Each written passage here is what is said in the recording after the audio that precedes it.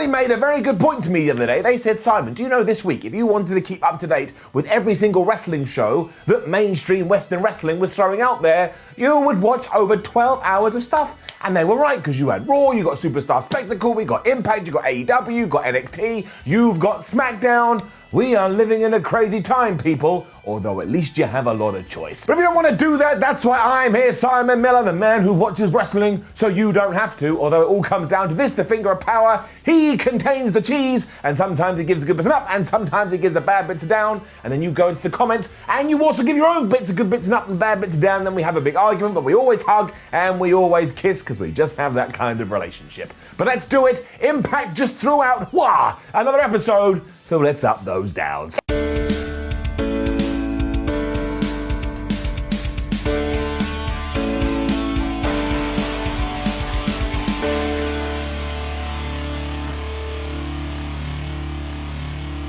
In a rarity, this week Impact actually opened up as if it was Raw, because out came Rich Swann, the world champion, to cut a promo, and usually Impact just does a match or something, although then Impact also turned convention on its head. I was quite surprised. It was very good.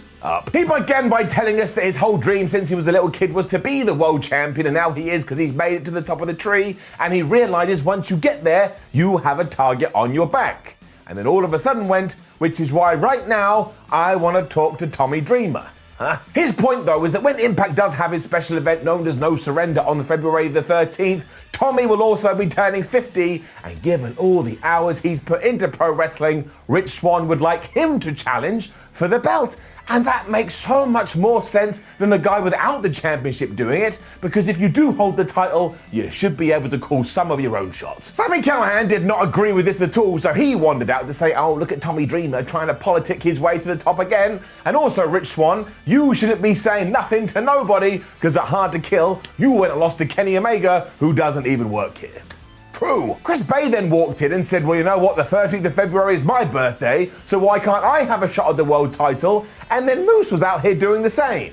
Although, just to catch you up to speed, that is not his birthday. Someone got mad about this because they just went and ruined his entire plan, so of course the bad guys went bad guy and started beating him up. But then Willie Mack returned to Impact and he made the save. But sadly, we all forgot about Ken Shamrock, who also magically appeared here. He sort of, added the extra number, which meant the heels were standing tall. At first, I thought this was going to build to a match at No Surrender, but instead we were going to do it later in our main event. And I also want to say that the 13th of February is my birthday too. So Impact Wrestling, could I have a title shot as well? Now, on the down low, it's not my birthday, but who gives a flub? Give me what I want. Like Dave Bautista once said. The three good guys then bumped into Scott D'Amore in the back and they were like, we want to have this fight and we want to have it right now, like John Cena in 2011. And Scott was like, well, don't worry, I've got a great idea, because, even though you're one person missing in my locker room, why don't you come in and have a cup of tea? I have found someone for you. And Rich Swann and co were so happy. So that was a little tease for your main event. Honestly, all of this, top stuff. Following this, it was made very clear that Matt Cardona and Josh Alexander are probably going to become a team. Now, at first, you're like, do we really need to put Josh Alexander in another team, given that the North just broke up? Actually, quite a nice story. They were taking on Ace Austin and Madman Fulton after they all fell out last week. And yeah, like I say, the whole point of this is that Matt and Josh just have this natural chemistry. And D'Lo Brown and Matt Striker on commentary were like, oh my gosh, they're like the greatest tag team ever. I mean, they didn't say that, but it was heavily implied. So it was basically like love at first sight. And because Madman Fulton is really big, he cut off Josh Alexander for a little while before he made the hot tag to Cardona.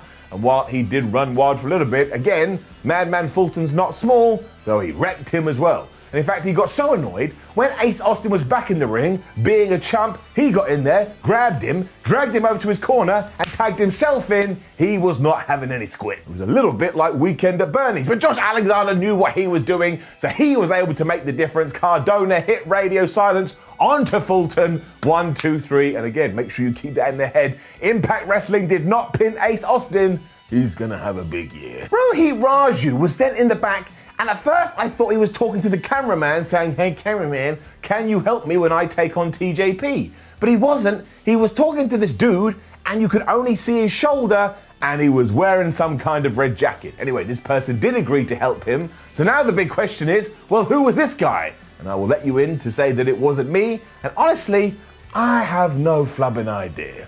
I suppose that's the point. We got our weekly AEW advert next, and Tony Khan just keeps getting better at these week in and week out as he does play I'm the arrogant owner of the competition. But actually, he's having a whale of the time because he's essentially just fantasy booking Impact Wrestling these days, given that the number one contenders for the tag team titles are none other than Private Party. True. It also means that when you look at the invasion, it is working out far better for All Elite Wrestling than Impact. So expect something big to happen soon. Quite nicely, Impact Wrestling also addressed the fact that Matt Cardona and Brian Myers are under the same roof because, of course, in WWE, they were a tag team. They even won the belts at WrestleMania. Unfortunately, throughout this period, Brian Myers has become a massive idiot, and he went up to the former Zack Ryder and was like, you teaming with him? You could have teamed with me. Go flub yourself. I'll tell you too, if at one point you want to do these two guys in a singles feud, I'd be quite up for that, especially if you played off their past. I don't think I've ever seen it. This did lead to Myers having his match against Eddie Edwards that Impact Wrestling set up last week. Actually, it was kind of smart. As we know, over the last few months, Brian has been walking around saying, I am the most professional wrestler, whatever that means, while comparing Eddie Edwards to that of a garbage wrestler. So, of course, you knew what happened here. Eddie Edwards was out wrestling the supposed most professional wrestler, so he had to cheat like a garbage wrestler to get back in control. Sometimes you just gotta keep things nice and simple. He also worked over the injuries that Edwards had suffered at Hard to Kill, and he must have at least 62,000 of these after he used every single piece of barbed wire you could imagine. But clearly, it's also sent Eddie crazy, because when he was realizing, well, I'm not really on top of this, he bit Brian Myers. And he bit him for so long, the referee was like, well, look, if you're not gonna unbite him, I gotta DQ you. He didn't, so he got disqualified. There is something quite interesting here, though, because it's just so different. The good guy going so bananas, he turned into Dracula. And again, the commentators were putting over this huge, like, oh my God, something happened in that barbed wire massacre match, and Eddie Edwards may never be the same again. So I presume over the coming weeks, he's truly gonna go off his rocker. Kiera Hogan and Tasha Steelz, who do not forget are our brand new women's tag team champions, were then backstage saying that the big festival that they're going to put on is gonna suck because everyone that has agreed to come is ugly. So they then turned it into a masquerade ball, and I was like, oh no, this is gonna be one of those comedic Impact segments, and I was filled with all the fear. We will talk about it. Matt Hardy was also here with his boys' Private Party in the back, and he was just saying, this is so great, we're going to make a bunch of money on Impact, we're going to make a bunch of money on AEW, and I want you to make money, because when you make money, I make money. It's a ridiculous gimmick, but it makes me laugh, and Matt Hardy plays it so well. These three are so much better now that they're all on the same page. I have seen enough breakups to last a lifetime. Let them all be super assholes. I mean, who doesn't want that? Rosemary was then taking on Tennille Dashwood with Caleb with a K and Crazy Steve at ringside. I thought this was a little bit strange, given that we'd already done the tag team match 2 weeks ago, and then randomly they were doing a singles.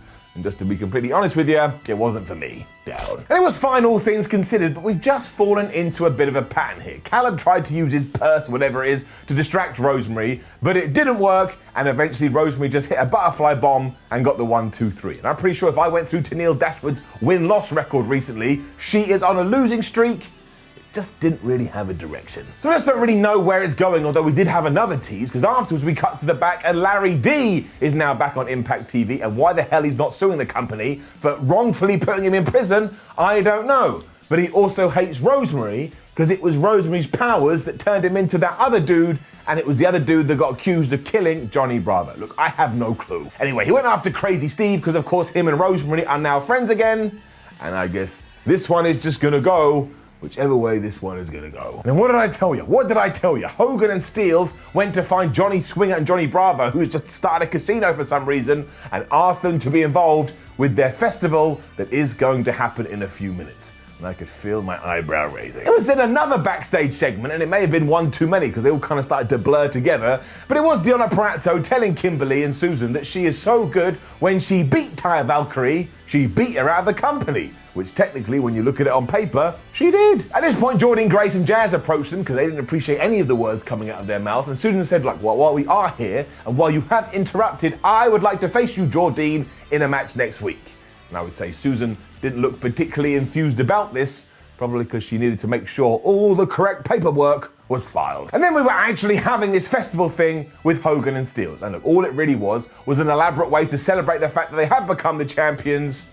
I don't think it worked. down. Alicia Edwards was the MC, although she was calling herself MC Licious or something like that. And all this really was a knockoff of that Firefest thing that was an absolute dumpster fire, but it wasn't absolute dumpster fire back in 2017. Of course, it was then so bad all the attendees started to moan how crap it was, and the long and the short of it is that eventually Havoc and Nevaeh snuck in and they beat up the champs. I suppose to set up that rematch, but also with that I was like, do we need to see that match again? Surely because Havoc and Nevaeh lost after getting to the finals of the tournament, they now gotta go to the back of the line. And I get why we did this too, and as ever I respect Impact Wrestling for trying something different, but in terms of execution, it was a little bit of a swing and a miss. Also seems like James Storm and Chris Sabin are going to be friends for a while, so I just hope everything is alright with Alex Shelley, because he wasn't able to come to the tapings and we still don't know why. But they were celebrating by having a drink here, because what they're going to do is they're going to take out the Good Brothers and they're going to take out anybody else who tries to screw them over,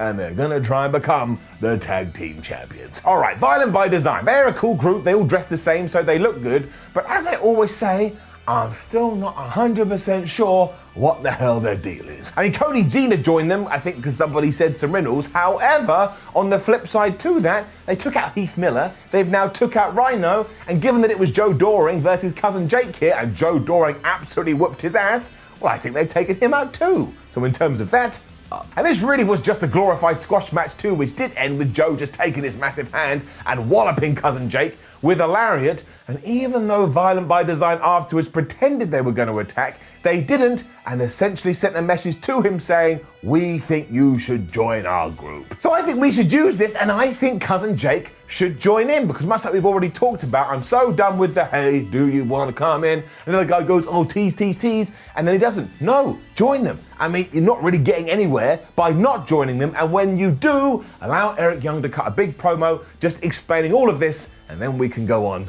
to whatever is next. We then did get this big multi-man tag match to main event this week's episode of Impact, which did mean, I'm going to get this wrong, but it was Moose, Chris Bay, Sami Callihan and Ken Shamrock, and they were taking on Rich Swann, Tommy Dreamer, Willie Mack, and the surprise of the night, which was Trey Miguel returning to Impact. I was quite pleased. This was treated like a big deal too, which I always appreciate companies doing, because otherwise you just wasted. So if you have a returning wrestler, you want to go as opposed to, it's just the way that it has to be. And of course the story here was that the good guys were all on the same page, but when it came to the bad guys, well, they couldn't get on at all. At one point, Moose tagged in Chris Bay by walking over to him, slapping him round the face, and then powerbombing him onto Willie Mack. So he used him as a weapon, but I'm 99% sure he also wanted to cause some damage. So Moose is officially nuts, and of course, because we did have 8 men, the klaxon sounded, and everyone started to run in the ring, and they started to do their big moves. Unfortunately, it didn't go so well for Sami Callihan, because he went to power drive Trey Miguel, who reversed it into the most devastating move in all of sports entertainment, and Trey actually pinned Sami, which kind of hinted that maybe we're going to do that feud. I will take it. Ken couldn't handle losing, so he attacked the referee afterwards, so I guess he's going to be suspended or something from Impact. And think of this too. He was doing this back in 1997, and now here we are in 2021, and he still can't keep calm. Ken, between you and me, it may be worth having a chat with someone. It is kind of comforting though, unless you aren't the guy who is getting killed. I thought this was a really good episode of Impact. Like, it had some stuff that wasn't for me at all, but we are progressing to No Surrender at a nice pace. Everybody is so talented too, it can have an up. Now don't forget to leave a comment below and let us know what you thought about last night's episode of Impact, and then like the video, share the video and subscribe. Plus remember, WhatCulture.com, give it a visit, go and follow us on social media and watch more videos here on YouTube. There's some lovely videos right over there. My name is Simon from WhatCulture. Thank you very much for joining me. And as we said at the start, there's still a lot of hours of wrestling to watch, and I will be sure to up and down them all. Thank goodness for him.